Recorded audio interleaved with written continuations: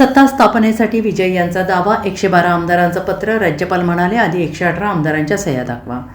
तामिळनाडूच्या राजकारणात मोठी घडामोड घडलेली असून अभिनेता ते राजकारणी असा प्रवास करणाऱ्या थलापती विजय यांनी सरकार स्थापनेचा दावा केला आहे. थलापती विजय यांनी राज्यपाल राजेंद्र आर्लेकर यांची भेट घेऊन सत्ता स्थापनेचा दावा केला आहे. त्यावेळी बहुमतासाठी आवश्यक असलेल्या 118 आमदारांचा पाठिंबा असलेलं पत्र आधी द्या, अशी मागणी राज्यपालांनी केली याची माहिती आहे. सूत्रांनी दिलेल्या माहितीनुसार विजय यांनी आपल्याला 118 आमदारांचा पाठिंबा असल्याचं राज्यपालांना सांगितले. त्याचवेळी त्यांनी TVK पक्षाच्या 108 आणि इतर 112 आमदारांच्या सह्यांचं पत्र राज्यपालांना दिले.